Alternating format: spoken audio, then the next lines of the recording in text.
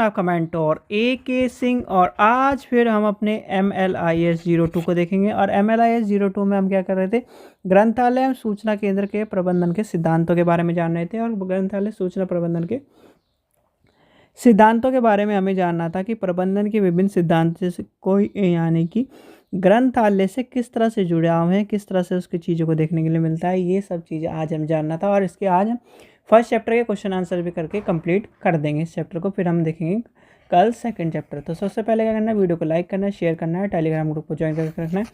और आपको जितने भी स्टूडेंट्स हैं, जितने भी एमलीव के स्टूडेंट्स हैं, एमलीव के स्टूडेंट्स खासकर ये ध्यान रखें, आप बीलीव के स्टूडेंट से थोड़ा हटके हो तो आपको एक साथ दो तैयारी करनी है। यानी कि आपको नेट की तरफ भी थोड़ा ध्यान देना है, आपको अपने एमलीव की तरफ भी ध्यान देना है। तो इसलिए जितनी भी चीज़ आपकी नेट की बताई जाए वो अपनी नेट की एक नोटबुक में लिखते जाओ, और जितनी भी चीज़ आपकी एमलीव के लिए बताई जाए वो एमलीव के लिए लिखते रहो, ठीक है। और स्टूडेंट्स, जो भी स्टूडेंट्स एमलीव कर रहे हैं वो हमसे प्रीवियस ईयर ले सकते हैं। हमारी क्लास जितनी भी है UGC नेट की वो कर सकते हैं, जिससे आप कहीं ना कहीं अपने UGC के लिए तैयारी कर पाओ।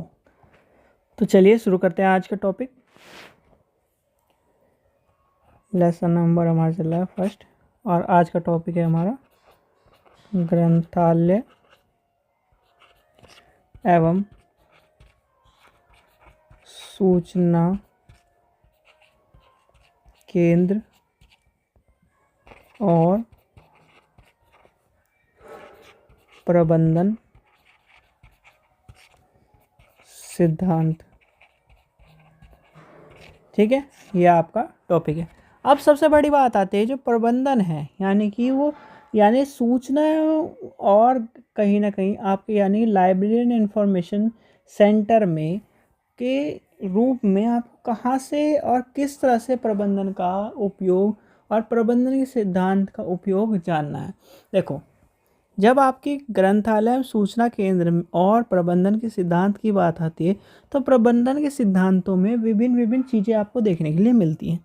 जैसे कि आपका क्या है, कहीं ना कहीं ग्रंथालय प्रबंधन को किसी न किसी रूप में आप निर्देश करते हैं। अगर हम लाइब्रेरी के सेंटर को लेके चलें, लाइब्रेरी को लेके चलें, तो आप ये बात मान के चलो कि कहीं ना कहीं वहाँ पर मैनेजमेंट का चीज़ है, मैनेज करनी है हमें चीज़ों को। भाई किसी का काम क्या है, एक आदमी का काम है किताब लगाने का, एक आदमी का काम है न्यूज़पेपर और इन सब चीज़ों को इकट्ठा करके उस पर एंट्री करने का, एक आदमी का काम है कहीं ना कहीं एंट्री करने, यानी कि जितना व्यक्ति इन हो रहा है आउट हो रहा है उसकी चीज़ों को देखना, उसको मॉनिटरिंग करना। तो कहीं ना कहीं लाइब्रेरी में पार्ट्स डिवाइड होते हैं, रेफरेंस सेक्शन का अलग है, ट्रांसलेशन के सेक्शन का अलग है। अगर हम पूरी जितनी भी सेक्शन बटे हुए हैं लाइब्रेरी में उनको लेके चलें तो 16-17 से आसपास हर सेक्शन बटते हैं, ये तो आपको पता है। पर कहीं ना कहीं आपने इंडिया में इस तरह की लाइब्रेरी नहीं देखी होगी।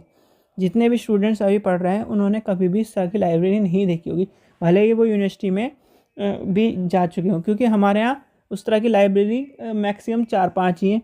जितनी भी नेशनल लाइब्रेरी है, पब्लिक लाइब्रेरी, वहाँ तो सब चीज़ मिलेगी, ट्रांसलेशन सर्विस हो गई, रेफरेंस सर्विस हो गई, इस तरह की सर्विस आपको वहाँ पर तो मिल जाएगी। पर कहीं ना कहीं जब इतनी सब चीज़ें आपको कहीं ना कहीं देखने के लिए मिलेंगी तो उनको मैनेज करने के लिए भी एक चीज़ चाहिए, और उस मैनेज करने का सिद्धांत भी होने चाहिए। कि सिद्धांत, भाई अगर सिद्धांत नहीं होंगे, नियम कानून नहीं होंगे, तो क्या आप किसी चीज़ को चला पाओगे, क्या किसी चीज़ को व्यवस्थित कर पाओगे, क्या किसी चीज़ के बारे में सही तरह से चीज़ों को लेकर चल पाओगे? नहीं। तो कहीं ना कहीं ये सब चीज़ें कहीं ना कहीं आपको इस तरह से देखने के लिए मिलती है। प्रबंधन में सामान्य सिद्धांत आपने पढ़े, प्रबंधन में वैज्ञानिक सिद्धांत पढ़े, प्रबंधन में उद्देश्यात्मक सिद्धांत पढ़े, जो आदि ग्रंथों को पूर्ण अथवा कहीं ना कहीं चीज़ों को प्रभावित करते हैं। अब आप सामान्य सिद्धांत बताओ, सामान्य चीज़ों को लेकर चलोगे, फिर आपका क्या आएगा, वैज्ञानिक ढंग से हम चीज़ों को लेकर चलेंगे, फिर उद्देश्यपूर्ण चीज़ों को लेकर चलेंगे।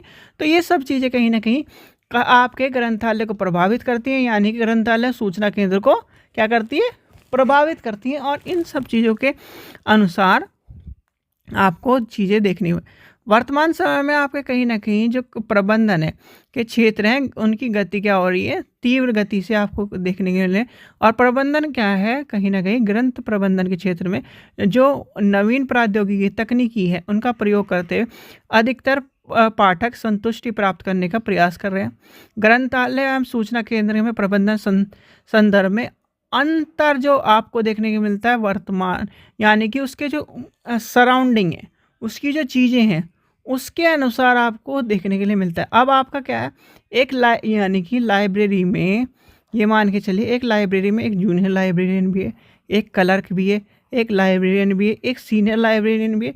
तो कहीं ना कहीं इनके क्या है, इन कर्मचारियों के जो प्रयास हैं, जो निर्देश हैं, वो सबके अलग अलग हैं। जूनियर लाइब्रेरी का काम ये अलग है, जो क्लर्क है उसका काम अलग है। तो उन्हें निर्देश दिए गए हैं और निर्देश किस अनुसार दिए गए, किस सर्कल के अनुसार वो चल रही है लाइब्रेरी, वो है आपके लाइब्रेरियन के प्रबंधन सिद्धांत के। यानी कि प्रबंधन सिद्धांत में जो आपका सामान्य सिद्धांत हो गए, वैज्ञानिक सिद्धांत हो गए, उद्देश्यात्मक सिद्धांत हो गए, वो जो हमने ऊपर सारी चीज़ें पढ़ी हैं वो सारे के सारे जोड़ के आपको लाइब्रेरी में सूचना केंद्र के अंतर्गत सिद्धांतों के, प्रबंधन सिद्धांतों के अंतर्गत चीज़ों को लेकर चलनी है। फिर आता है ग्रंथालय सूचना, जो आपका सूचना केंद्र है उसके प्रबंधन सिद्धांतों के अनुप्रयोग में यानी समय में लाभ और अर्जित करते समय संगठन रूप से विशेषताओं को ध्यान में रखा जाता है। प्रबंधन के उद्देश्य को ध्यान में रखा जाता है। कार्य हैं, सेवाएं हैं, उत्पादन है, उपयोगिता है, जो चीज़ें हैं उनको कहीं ना कहीं सामान्यकरण को प्रकट करने के लिए चीज़ें आपको देखने को मिलती है। जैसे कि आपका क्या, ग्रंथालय और सूचना जो कार्य हैं एक समूह की गतिविधि और उसके उद्देश्य को लेकर चलने की बात आती है। फिर आती है कहीं ना कहीं सामाजिक संगठन, उसके क्या होना चाहिए, सामाजिक संगठन इस तरह के होने चाहिए उसके जो जन कल्याण या जन सेवा के उद्देश्यों की प्राप्ति करे, पूर्ण करे। फिर आती है जो कहीं ना कहीं प्रणाली में विभिन्न जो चीज़ें हैं यानी कि विशेष आवश्यकता है, उत्पादकता है, चरण है, संप्रेषण है, उपयोगिता है, श्रृंखलाएं हैं, ये कहीं ना कहीं एक तरह से जुड़ाव होना चाहिए। फिर आती है बात यानी कि संगठन का, यानी एक संगठन का दूसरे संगठन के साथ कहीं ना कहीं तालमेल होना चाहिए, बॉन्डिंग होनी चाहिए। भाई इंटर लाइब्रेरी लोन आता है, आप लाइब्रेरी लोन लेते तो क्या आप, अगर आपके संबंध अच्छे नहीं होंगे तो आप ले पाओगे? तो यही कहीं ना कहीं मैनेजमेंट आपको बताता है कि भाई आपकी नीड की, आप जिस कार्य में हो आपको कभी भी किसी और से भी ज़रूरत पड़ सकती है, पड़ोसी से ज़रूरत पड़ सकती है, आपको संबंध अच्छे। सबसे पहली बात आती है जब भी आप बिजनेस करते हो, जब भी आप मैनेजमेंट की बात करते हो, तो हमारे क्या कहा जाता है, मैनेजमेंट में एक चीज़ कही जाती है कि मैनेजमेंट में सबसे अच्छी बात है, सबसे इम्पोर्टेंट बात है आपको संबंध स्थापित करने। यानी कि संबंध आपको अपने कहीं ना कहीं कलीग से, यानी कि आप अपने, जैसे मान के चलिए आप क्लासमेट हो, क्लासमेट में अच्छे क्या है आपके रिलेशन से, आपके क्या है दोस्त, यानी कि यार मुझे मदद की ज़रूरत पड़ी, आपको मदद की ज़रूरत पड़ेगी, भाई मुझे यार अब मुझे मदद मतलब कि मेरी हेल्प कर दे, मेरा असाइनमेंट यार मेरे हाथ में चोट लग गई है, क्या नाम कुछ हो गया कि मेरा असाइनमेंट बना दे, या कुछ भी हो, समस्या कुछ भी हो सकती है XYZ, तो कहीं ना कहीं वो आपकी हेल्प कर रहा है।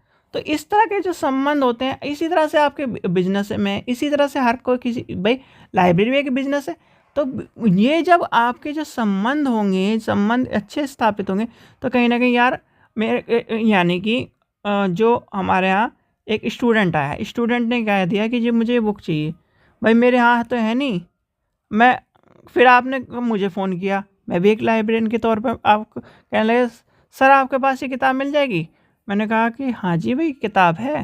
कहने लगे सर ये इम्पोर्टेंट है, एक क्या नाम रिसर्चर आ रहा है, उसे ही बुक चाहिए। तो कहीं ना कहीं क्या हुआ, किसकी बदौलत, संबंधों की बदौलत। किसकी बदौलत, आप और मैं एक दूसरे को जानते हैं, इसकी बदौलत। तो ये कहीं ना कहीं लाइब्रेरी में आपको पता होना चाहिए। फिर आप क्या आते हैं, लक्ष्य प्राप्ति, ग्रंथालय के कार्य समूह की बदौलत, उद्देश्यात्मक प्रबंधन के जो और जो चीज़ें हैं उनकी बदौलत, तो ये कहीं ना कहीं आपको पता होना चाहिए।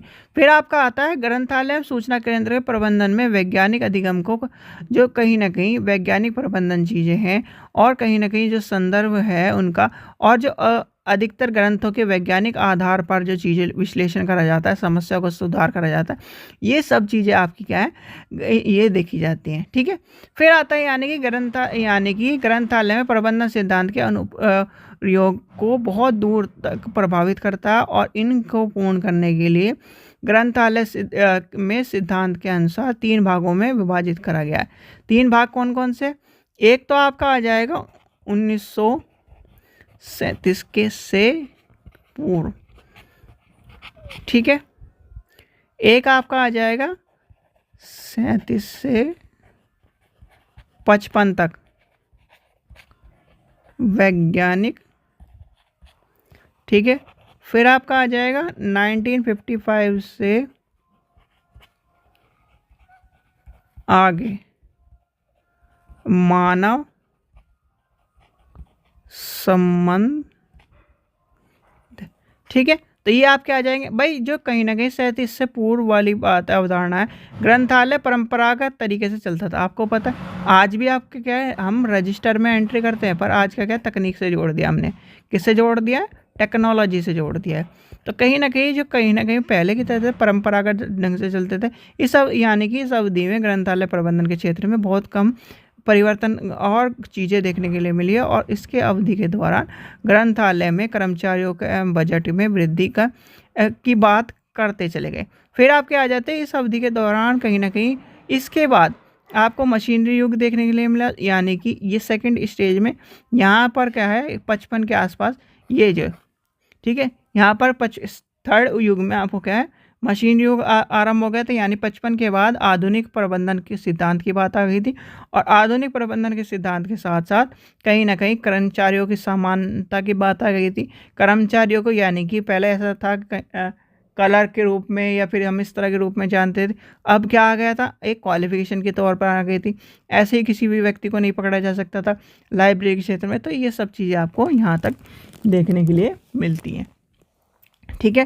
तो ये हो गया आपका पहला चैप्टर। इसके क्वेश्चन आंसर भी आज आपको करने हैं, तो इसके क्वेश्चन आंसर थोड़े से ज़्यादा हैं, इनके क्वेश्चन आंसर याद कर लेना, क्योंकि इस चैप्टर में से सबसे ज़्यादा क्वेश्चन आपको उठते हैं। यानी कि एक तरह से लाइब्रेरी में देखो, यूजीसी नेट में भी कम से कम 5 से 6 क्वेश्चन यहाँ से मिल जाएंगे आपको, ठीक है। टॉपिक ये हॉट टॉपिक में माना जाता है प्रबंधन का, ठीक है। और जो आपका एमलीव का पेपर है उसमें भी 2 से 3 क्वेश्चन यहीं से देखने के लिए मिलेंगे, ठीक है।